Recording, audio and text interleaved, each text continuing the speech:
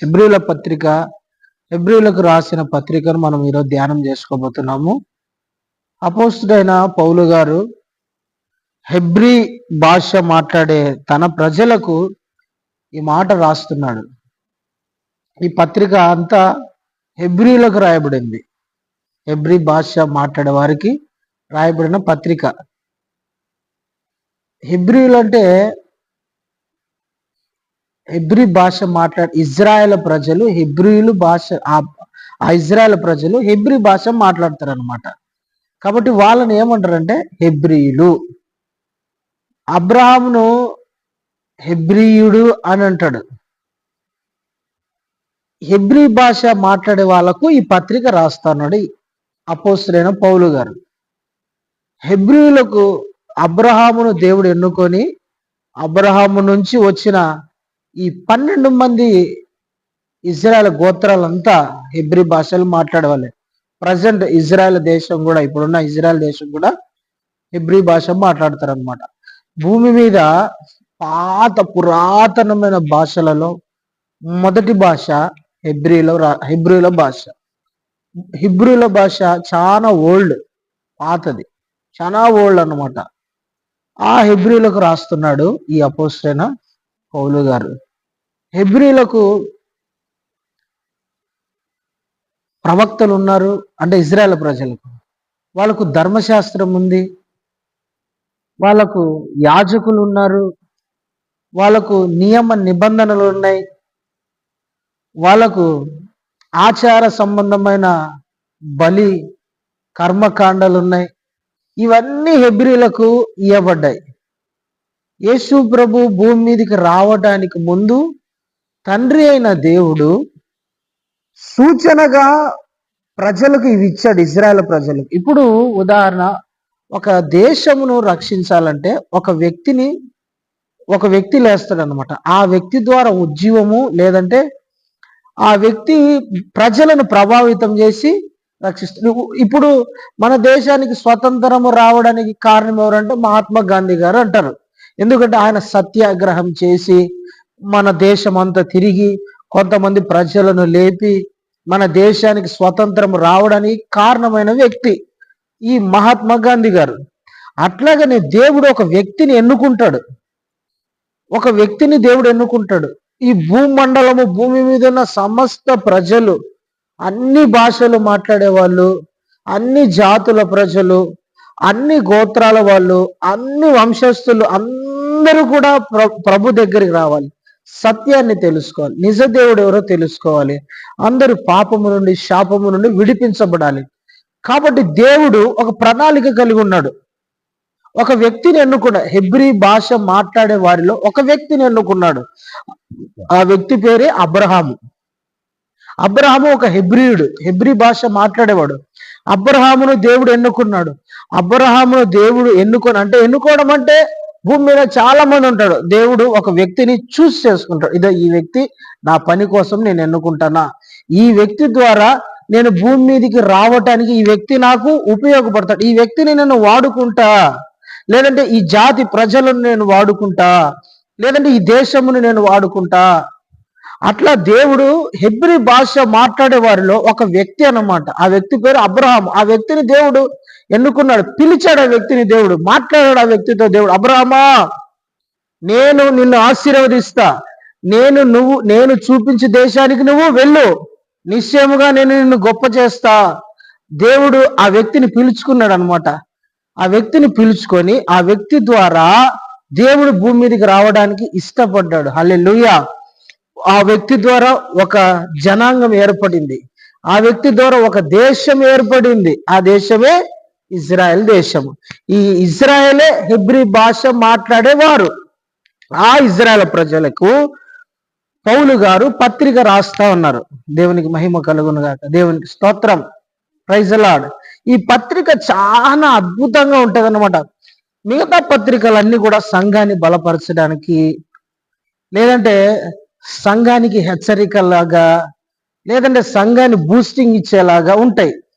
సువార్తలు కానివ్వండి, అపోస్తుల కార్యాలు కానీ హెబ్రీ పత్రిక మటుకు ఒక ప్రత్యేకమైనది. ఎందుకంటే మొదటి వచనం నుంచి 13వ వచనం వరకు యేసు ప్రభుని ప్రజెంట్ చేసేది, యేసు ప్రభులు ఒక్కొక్క గుణాన్ని హైలైట్ చేసేదిగా ఉంటది హెబ్రీ పత్రిక అంతా కూడా.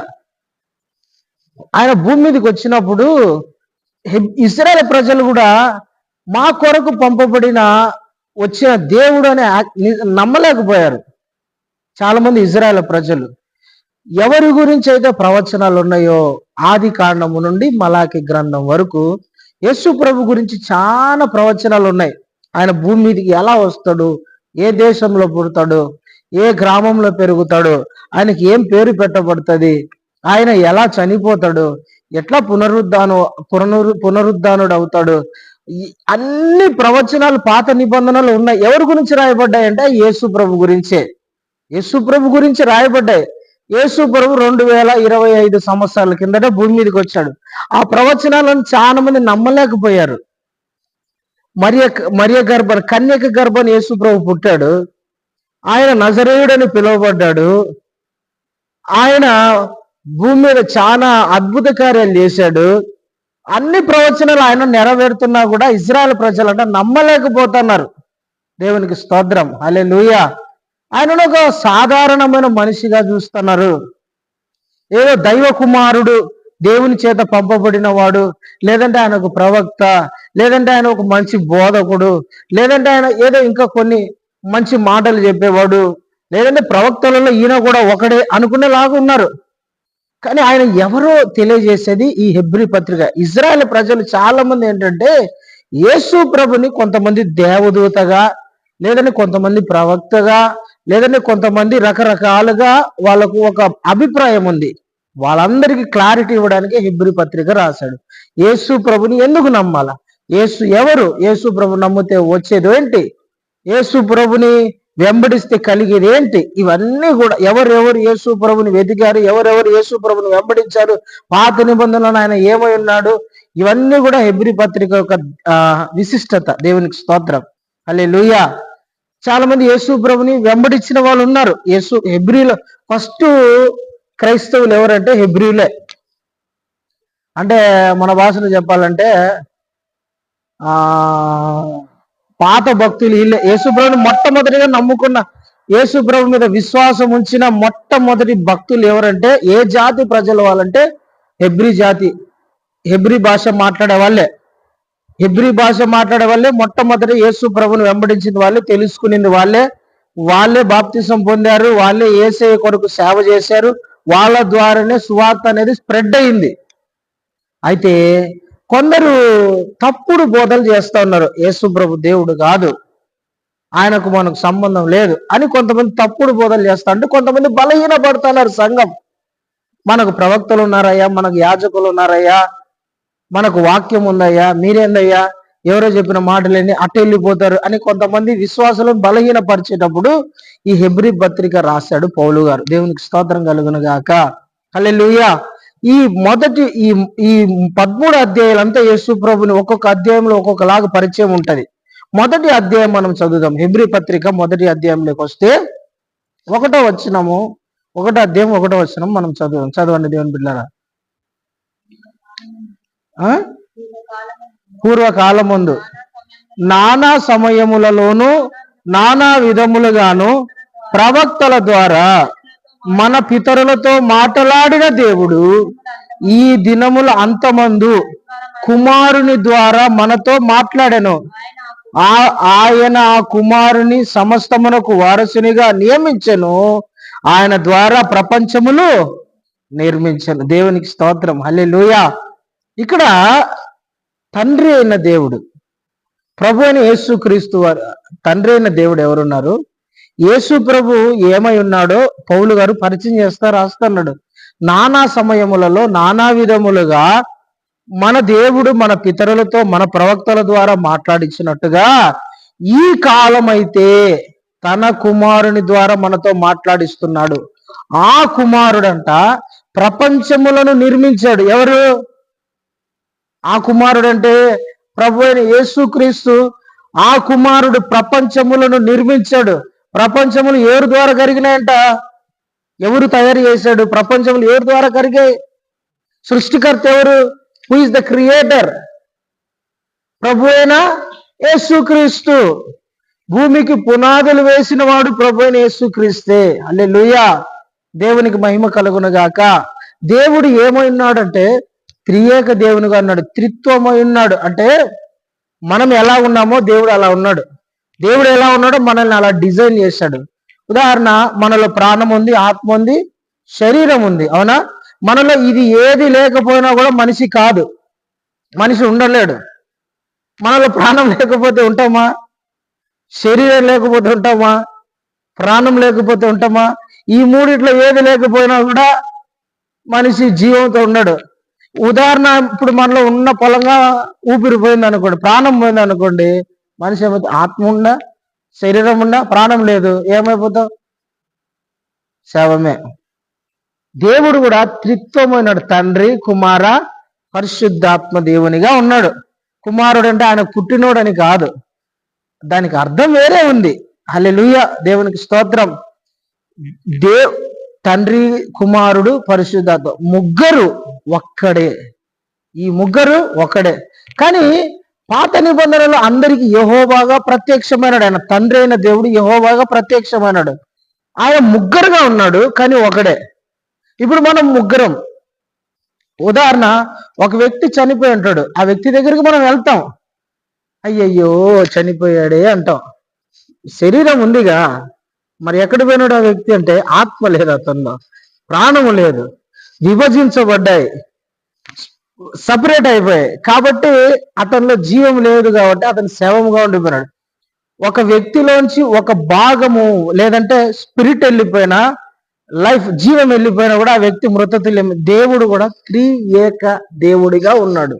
హల్లెలూయా, దేవునికి స్తోత్రం. కానీ ఆయన తండ్రి అయిన దేవుడు పాత నిబంధనలు తండ్రి అయిన దేవుడిగా ప్రత్యక్షం అవుతా వచ్చినాడు. యెహోవా యెహోవా యెహోవా యెహోవా యెహోవా అనే నామం ఆయనకు ఉంటది. యెహోవా అనే నామము ఆయనకు ఉంటది. ఇప్పుడు ఆయన భూమి మీదకి వచ్చినాడు. భూమి మీదకి వచ్చిన తర్వాత యేసు నామము ఆయన ప్రత్యక్షమైనాడు. దేవునికి స్తోత్రం. హల్లెలూయా, ప్రైజ్ ది లార్డ్. ఇప్పుడు యేసు ప్రభు బాప్తిజం తీసుకునే సందర్భం ఉంది. యేసు ప్రభు బాప్తిజం తీసుకునేటప్పుడు ఆయన నీటి ఒడ్డులోంచి పైకి వచ్చిన తర్వాత ఆ సందర్భం ఏం జరిగింది చెప్పండి? యేసు ప్రభు బాప్తిజం తీసుకున్నాడు, నీళ్ళలోంచి ఒడ్డుకు వచ్చాడు. మనం బైబిల్ స్టడీ ఇది, మీరు నాకు సమాధానం చెప్పాలా? నేను మిమ్మల్ని క్వశ్చన్స్ అడుగుతా ఉంటా. ఇది బైబిల్ స్టడీ. బైబిల్ స్టడీ అంటే నేను క్వశ్చన్లు వేస్తా ఉంటా, మీరు నాకు ఆన్సర్ చెప్తా ఉండాలా. ఆదివారం అనుకో నేను ఎక్స్ప్రెస్ లాగపోతా ఉంటా, మీరు వింటా ఉండాలి అంతే. ఆ క్వశ్చన్లు ఆన్సర్లు అడిగేది ఏముండదు, నేను వెళ్ళిపోతా ఉంటా అంతే. మీరు ఇక్కడ ఏంటంటే ఇది స్టడీ. నేను క్వశ్చన్స్ అడుగుతా ఉంటా, వాక్యం చెప్తా ఉంటా, మధ్య మధ్యలో ప్రశ్నలు అడుగుతా, మీరు దానికి నాకు సమాధానం చెప్తారు. ఇప్పుడు యేసయ్య నీటిలోకి దిగాడు, నీటిలోకి దిగి నీటిలో బాప్తిజం తీసుకొని ఒడ్డు మీదకి వచ్చిన తర్వాత ఏం జరిగింది బ్రదర్?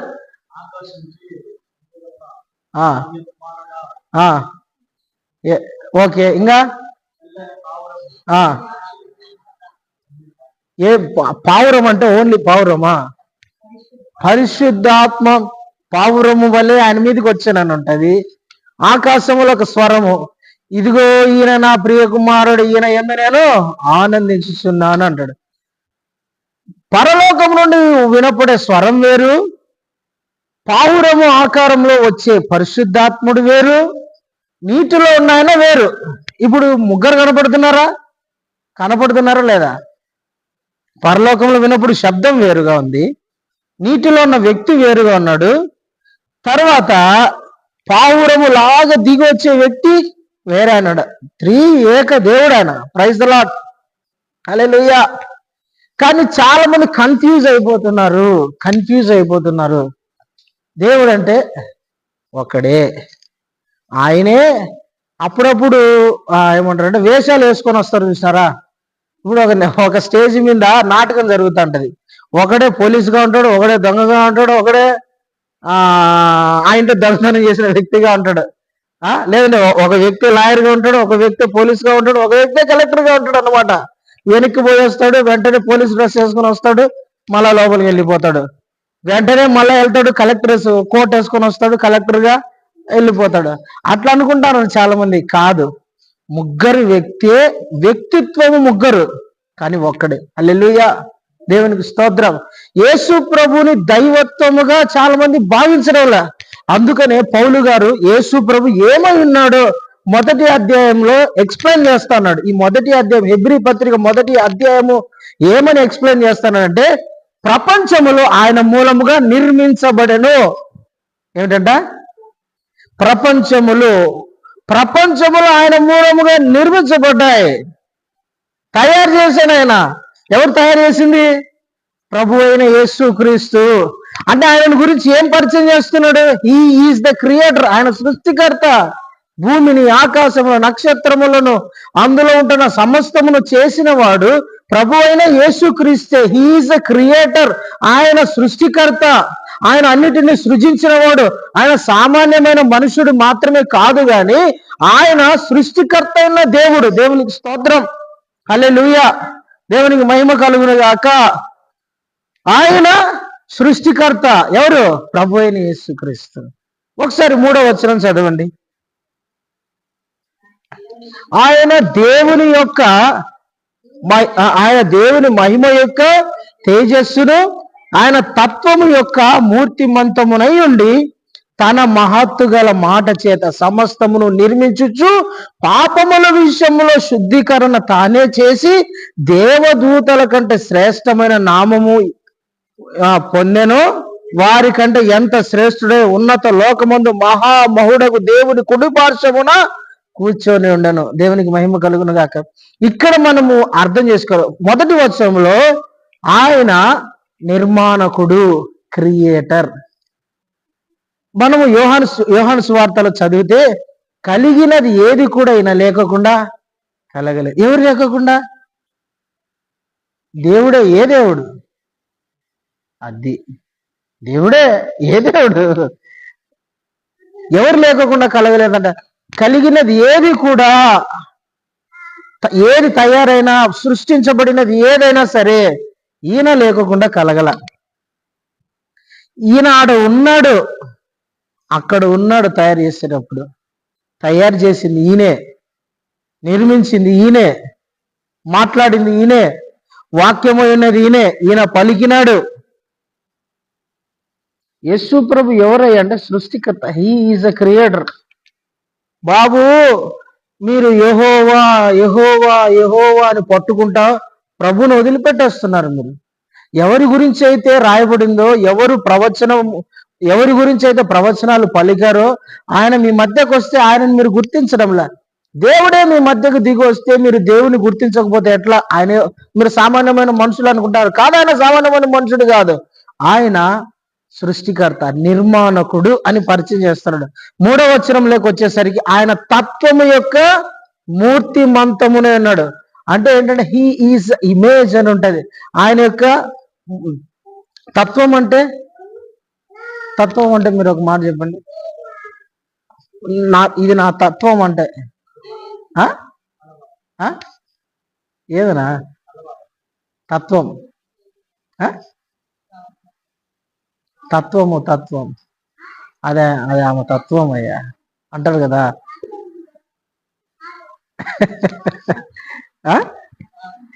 లక్షణం వస్తుంది. ఇంకా ఆయన తత్వం అంటారు. అదే ఆయన తత్వం.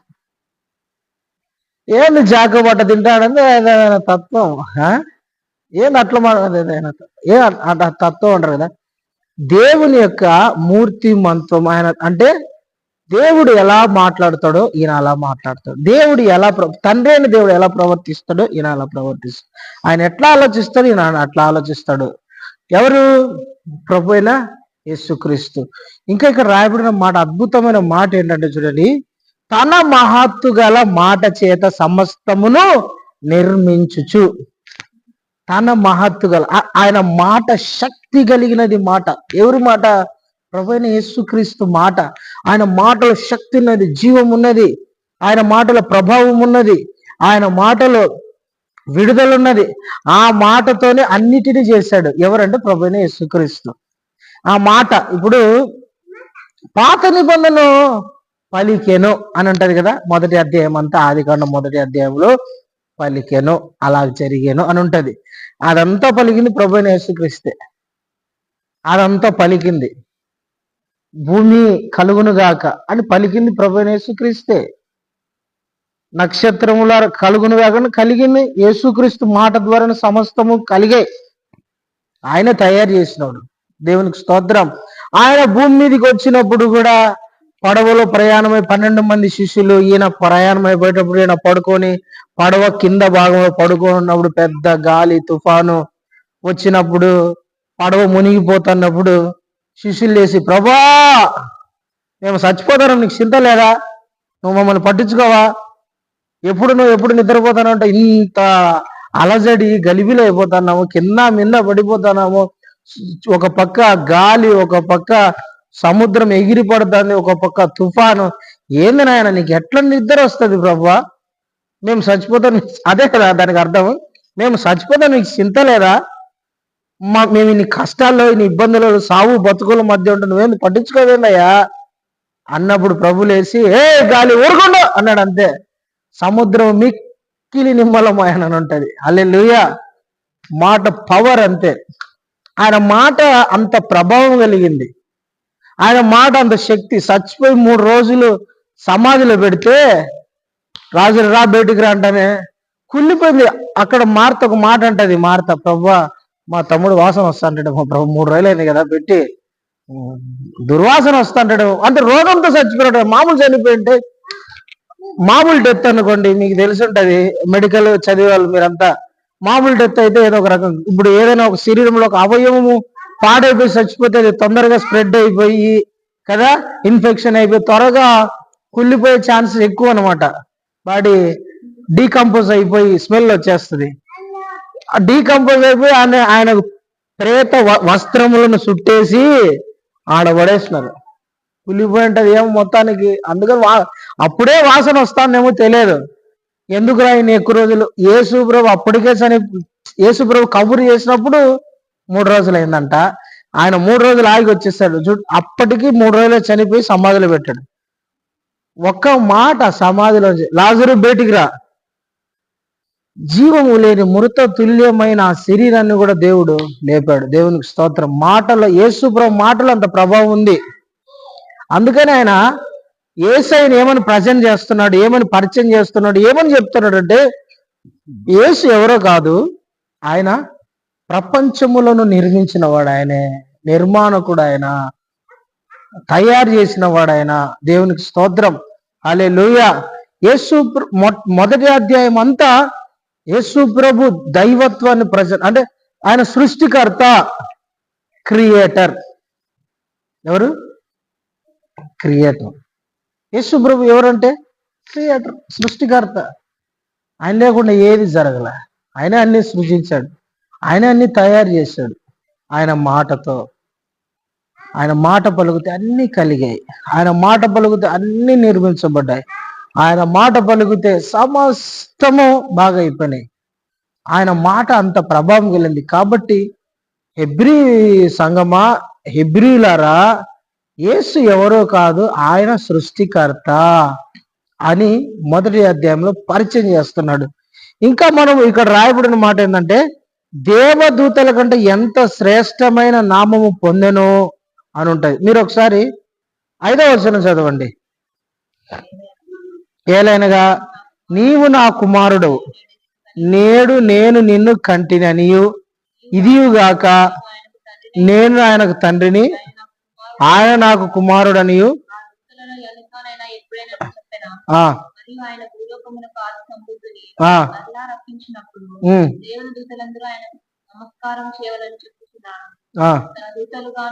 తన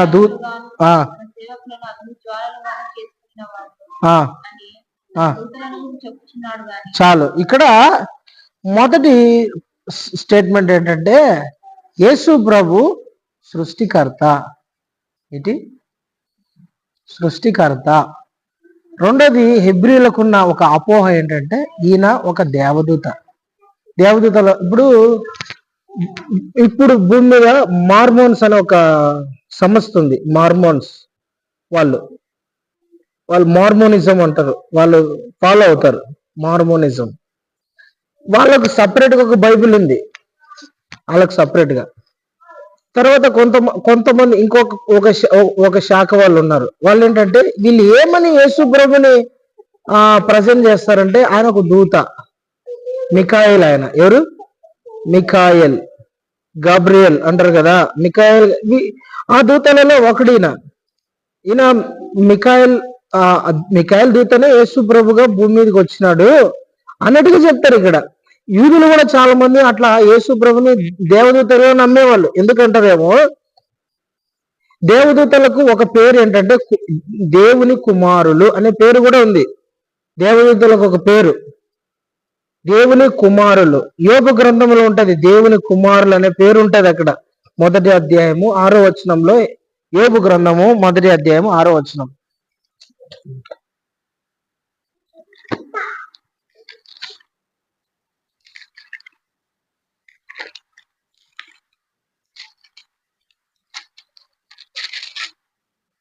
చదువున్నానా? చదువు ఒకసారి యోబు గ్రంథం, కీర్తనలకు ముందు చూడండి. దేవదూతలు యెహోవా సన్నిధిన నిలుచుటకై తటాస్తించను, ఆ దినమున అపవాది. ఇదంతా మీకు తెలుసు. అయితే మనం ఇక్కడ గమనించాల్సిందంటే 6వ అధ్యాయం, అది 6వ వచనంలో దేవదూతలు అనే చోట 1 అని ఉంది కదా, మీ దాంట్లో ఉందా? 1 అని ఫుట్నోట్లో ఉంది, కింద ఏమనుంది? ఎవరు? దేవదూతలకు ఒక పేరు ఏంటంటే దేవుని కుమారులు అనే పేరు దేవదూతలకు ఉంది.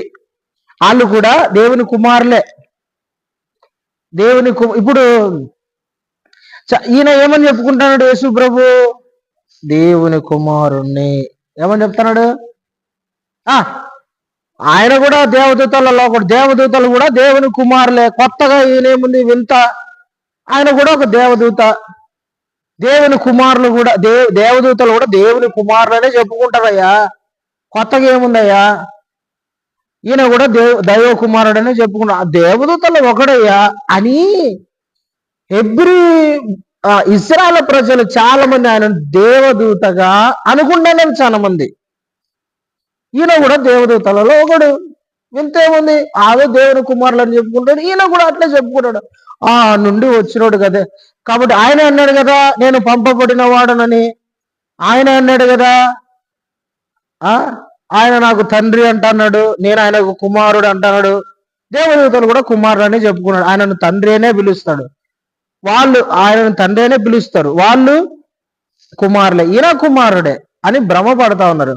అందుకని పౌలు గారు సంఘానికి, హెబ్రీ సంఘానికి రాస్తా ఏమన్నాడంటే, దేవదూతలను ఆయన వాయువులుగాను అగ్ని జ్వాలలుగాను సేవకులుగా చేసుకున్నాడు. ఆయన కుమారుని గురించి అయితే, ఎవరు కుమారుడు?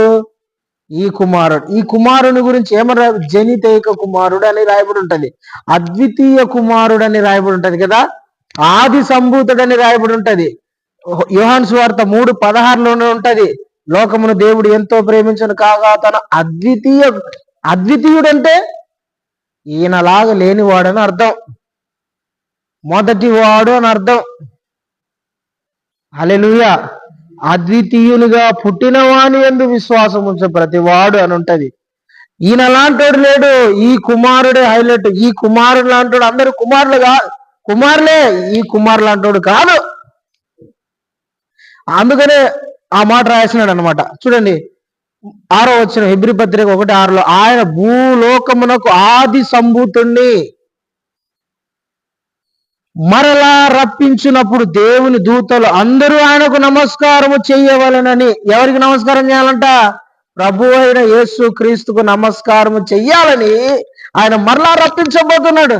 ఇజ్రాయేల్ ప్రజలు, హెబ్రీ భాషలు మాట్లాడే వాళ్ళ ప్రజలంతా యేసు ప్రభుని ఏమనుకుంటారంటే దేవదూత. ఆయన దేవుని కుమారుడు. దేవదూతలు దేవుని కుమారుడు అని పేరుంది, ఈయన కట్టదు. కానీ దేవుడు పౌలుగా వాక్యములు ఏమని రాయబడిందంటే, ఈయన వాళ్ళకంటే శ్రేష్ఠుడు. Praise the lord. హల్లెలూయా. 4వ వచనంలో ఇక్కడ నుంచి చదవండి, దేవదూతల కంటే అనే కాడ నుంచి చదవండి. 4వ వచనం, దేవదూతల కంటే ఎంత శ్రేష్టమైన నామము పొందెనో. ఏమి ఆయనకు అంత శ్రేష్టమైన నామము? 8వ వచనం చదవండి. హెబ్రీ పత్రిక 1:8 చదువు నాన్న.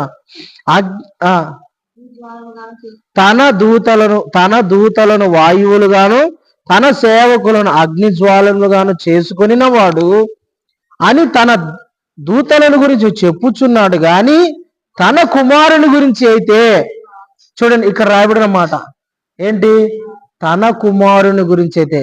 ఎవరు చెప్తున్నారు ఈ మాట? తండ్రి అయిన దేవుడు కుమారుడైన ప్రభు అయిన యేసుక్రీస్తు చెప్తున్నమాట. దేవా, నీ సింహాసనము నిరంతరము నిలిచినది, నీ రాజ్యదండము న్యాయార్థమైనది, నీవు నీతిని ప్రేమించి దుర్నీతిని ద్వేషించితివి, అందుచేత దేవుడు నీ తోటి వారి కంటే నిన్ను ఎక్కువగా ఆనంద తైలముతో అభిషేకించెను. దేవునికి స్తోత్రం, హల్లెలూయా. ఏమంటున్నాడు? దేవా, నీ సింహాసనము నిరంతరము నిలుచున్నది. ఎవరంటున్నారు? ఇప్పుడు సిలువలో 5వ మాట మీకు గుర్తుందా? ఆరో మాట మీకు గుర్తుందా? సిలువలో పలికిన 6వ మాట. అది 6వ మాట అయితే 5వ మాట అయితే 5వ మాట 5వ మాట, నా దేవా నా దేవా నీవేళ నన్ను చెయ్యి విడిచిద్ది అంటాడు కదా. అంటే ఆయనను ప్రభు అయిన యేసుక్రీస్తు పైన పరలోకపు నుండి తండ్రితో ఏమంటాడు? నా దేవా అంటాడు. ఇక్కడ పరలోకపు తండ్రి ప్రభు అయిన యేసుక్రీస్తు ఏమంటున్నాడంటే, నా దేవా, నీ సింహాసనము నిరంతరము నిలుచున్నది. ఎవరి గురించి అంటున్నాడు? ప్రభు అయిన యేసుక్రీస్తు గురించి తండ్రి అయిన దేవుడు అంటాడు. ఏమని? నా దేవా. ఏమంటున్నాడు?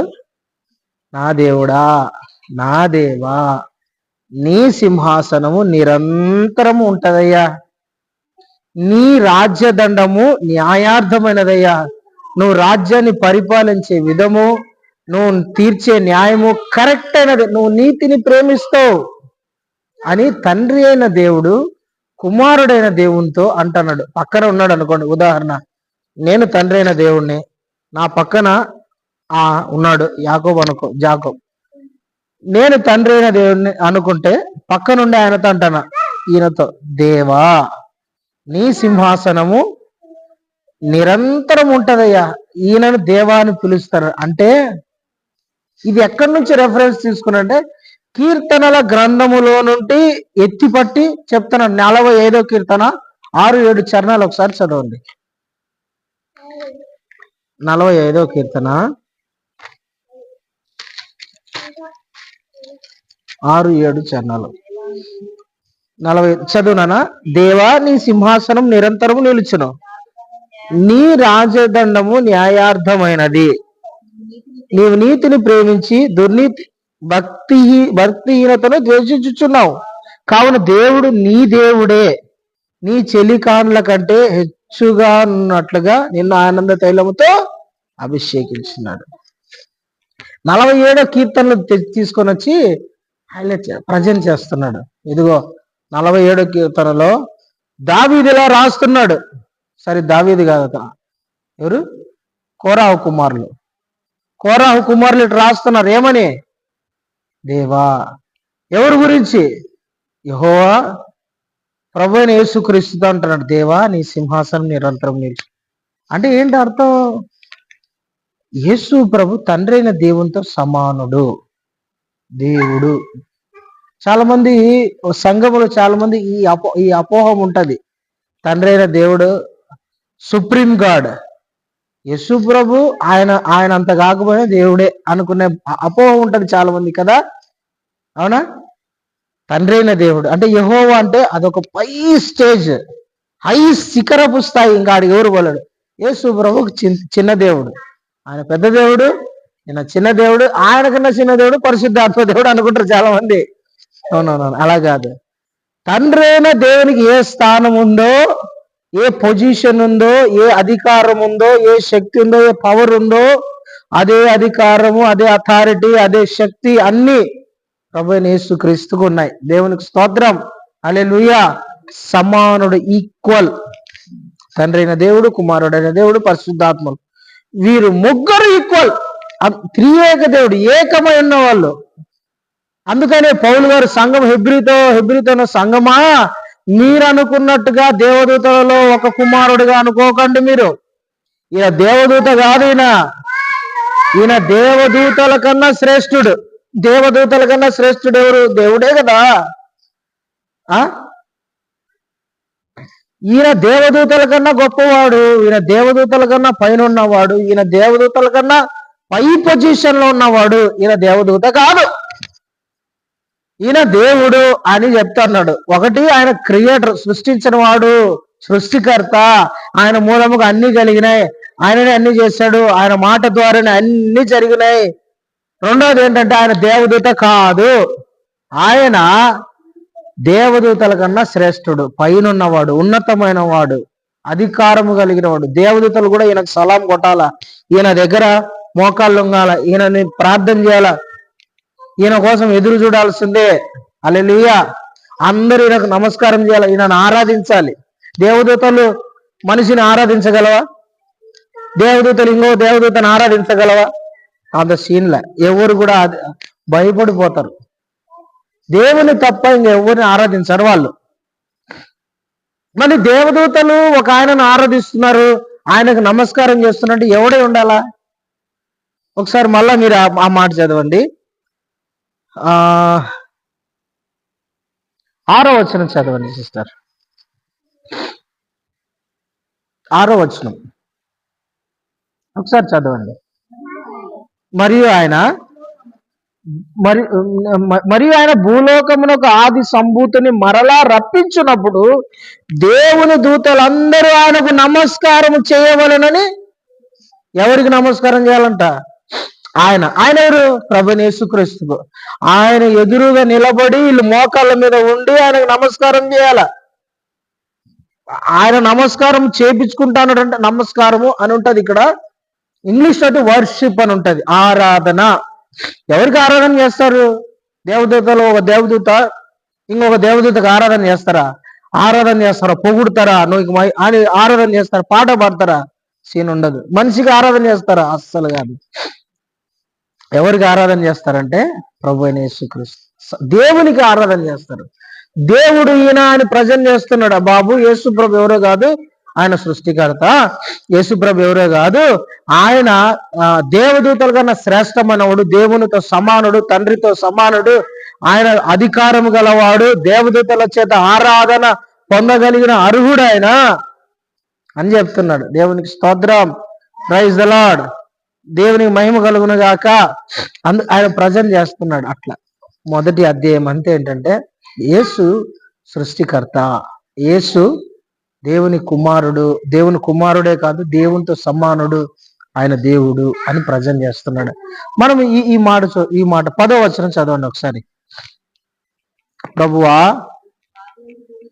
ప్రభువా నీవు ఆది యందు భూమికి పునాది వేసితివి, ఆకాశ మండలమును నీ చేతి పని అయినవి. అవి నశించును గాని నీవు శాశ్వతముగా ఉండువాడవు. అవన్నీ వస్త్రము వలె పాతగిల్లిపోవును, ఉత్తరీయము వలె వాటి అవి వస్త్రం వల్లే మార్చబడును గాని నీవు ఏకరీతిగా ఉన్నావు, నీ సంవత్సరములు తరగవని చెప్పుచున్నాడు. దేవునికి స్తోత్రం, హల్లెలూయా. ఎవరి గురించి అంటే చాలా మంది ఏమనుకుంటారంటే యేసుప్రభు 2000 సంవత్సరాల కింద వచ్చినాడు కదా, మరియ గర్భంలో పుట్టినాడు, మనిషిగా పుట్టినోడు మనిషి కాకపోతే ఎప్పుడో అంటావు. యేసుప్రభుని శాస్త్రులు పరిచయాలు అడిగినారు. యేసుప్రభు అన్నాడు, యోహాను సువార్త 9వ అధ్యాయము, ఒకసారి మీరు యోహాను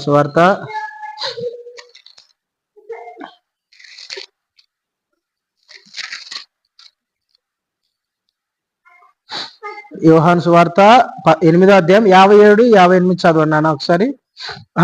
56 చదవండి, బాగుంటది. యోహాను సువార్త 8వ అధ్యాయము 56వ వచనం. మీ తండ్రి అయిన అబ్రహాము నా దినములు చూతునని మిగుల ఆనందించను, అది చూచి సంతోషించను. Praise lord. ఎవరి గురించి చెప్తున్నాడు? ఎవరు చెప్తున్నారు? యేసుప్రభు చెప్తాడు. ఎవరితో చెప్తున్నాడు?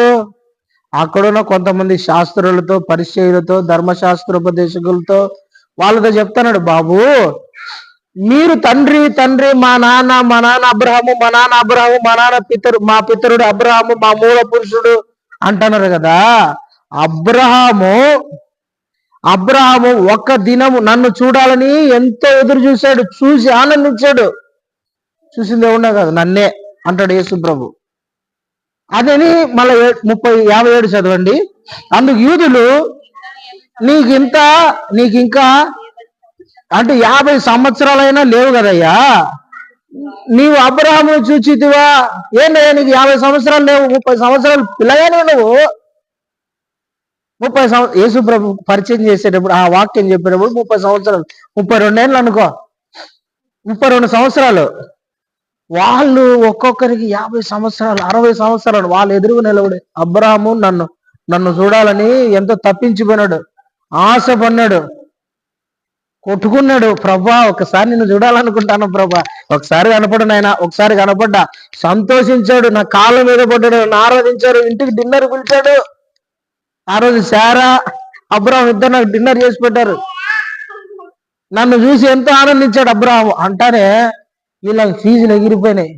అదేంది నీకు 32 సంవత్సరాలు లేవు, 50 సంవత్సరాలు కూడా నీకు నిండా 50 సంవత్సరాలు కూడా రాలే, నువ్వు అబ్రహాము కాలంలో ఉన్నా అంటావు ఏందయ్యా? ఇది ఎట్లా సాధ్యం? How it is possible? నీకు 50 సంవత్సరాలు కూడా లే, పిల్లోనివే మా ముందర, పిల్లగానివి కదా, బచ్చగానివి కదా అన్నట్టు ఇలా ఫీలింగ్. నువ్వు అబ్రహాంను చూసినా అంటావు, అబ్రహాం నిన్ను చూడాలని సంతోషించినాడు అంటావు. ఎట్లా ఇది అంటే 58 వచనం, యేసు అబ్రహాము పుట్టక మునిపే నేను ఉన్నానని మీతో నిశ్చయముగా చెప్పుచున్నాను. హల్లెలూయా. ఎప్పటి నుంచి ఉన్నాడంటే యేసు ప్రభు? అబ్రహాము పుట్టక ముందే. యేసు ప్రభు భూమి మీద ఆ మాటలు పలికేటప్పుడు అబ్రహాముకు యేసు ప్రభు మధ్య 2000 సంవత్సరాలు గ్యాప్. 2000 సంవత్సరాలు అంటే వాళ్ళతో ఏమంటే అబ్రహాము పుట్టక ముందే నేను ఉన్నారా బాబు. దేవునికి స్తోత్రం, హల్లెలూయా. అదే ఇక్కడ పరిచయం చేసుకుంటున్నాడు ఆయన. మనం 10వ వచనం చదివినాం కదా, 1 హెబ్రీ 10:1-10లో, ప్రభువా నీవు ఆది నుండి భూమికి పునాది వేసితివి, ఆకాశ మండలం నీ చేతి పనులే, అవన్నీ పోతాయి నాయన, నువ్వు మాత్రం ఏకరీతిగా ఉంటావు. అంటే నువ్వు ఎప్పటి నుంచి ఉన్నావు? ఆకాశం పుట్టక ముందే, భూమి పుట్టక ముందే, అవన్నీ నీ చేతి పనులే, నువ్వు ఆది నుండి ఉన్నవాడు ప్రభువా. ఇన్ ద బిగినింగ్ అనే మాట రాయకబడ ముందే, అవన్నీ లేకముందే నువ్వు ఉన్నావు అని ఎక్స్ప్లెయిన్ చేస్తున్నాడు యేసు ప్రభు. ఎప్పటి నుంచి? పురాతన దేవుడు. ఎవరు? సనాతన దేవుడు. ఎవరు? సనాతన దేవుడు. సనాతన అంటే ఏంటి? పురాతన దేవుళ్లకు దేవుడైనా, ఆది అందున్నవాడినా, ఆదికి మూలమైన, అన్నిటిని సృష్టించిందిన, అన్నిటిని కలగజేసిందిన, పురాతన దేవుడిన, సనాతన దేవుడిన, ఆ దేవుని పేరే ప్రభు అయిన యేసుక్రీస్తు. హల్లెలూయా. ఈ ఇజ్రాయెల్ ప్రజలు అందరూ అనుకుంటారా 50 సంవత్సరాలు కూడా లేవు నీకు, పిల్లగా నేను అబ్రహాము నిన్ను చూడాలనుకున్నాడా? అవునయ్యా, సనాతన దేవుణ్ణి నేను. ఇది సనాతన. మీ పితరులు నన్ను వెతికారు, మీ పితరులు నన్ను చూడాలనుకున్నారు, మీ పితరులు నన్ను చూడాలని ఆశపడ్డాడు. అబ్రహాము పరితపించాడు నన్ను చూడాలని. నేను అబ్రహాము పుట్టక ముందు నుంచే నేను ఉన్నా అని పరిచయం చేసుకున్నాను. దేవునికి స్తోత్రం. చాలా మంది భ్రమపడ్డారే, 2000 సంవత్సరాల కిందట దేవుడు ఆయన, 2000 సంవత్సరాల కిందట ఉన్నాడు, నినగాక మొన్న పుట్టినోడు, ఆయన దేవుడు ఎట్టయితాడు? మా దేవుడు 33 కోట్ల సంవత్సరాల కిందట పుట్టినాడు, అంతకన్నా ముందున్నాడు, అసలు ఏమీ లేనప్పటి నుంచే ఉన్నాడు ఈయన. హల్లెలూయా. దేవునికి స్తోత్రం. భూమికి పునాదులు వేయబడక మునిపే ఈయన ఉన్నాడు. దేవునికి స్తోత్రం. సామెతల గ్రంథం 8లో ఉంటుంది, మనం చదువుకోండి. సామెతల గ్రంథము 8, మట్టి రవ్వైన పుట్టక మునిపి నేను అక్కడ ఉన్నా అంటాడు. భూమికి పునాదులు వేయబడక మునిపి నేను అక్కడున్నా, పరలోకము కూడా చెయ్యబడక మునిపి నేను అక్కడున్న మనుషులందరినీ చూసి సంతోషిస్తున్నా అంటాడు. దేవునికి స్తోత్రం కలుగును గాక. హల్లెలూయా. దేవునికి స్తోత్రం.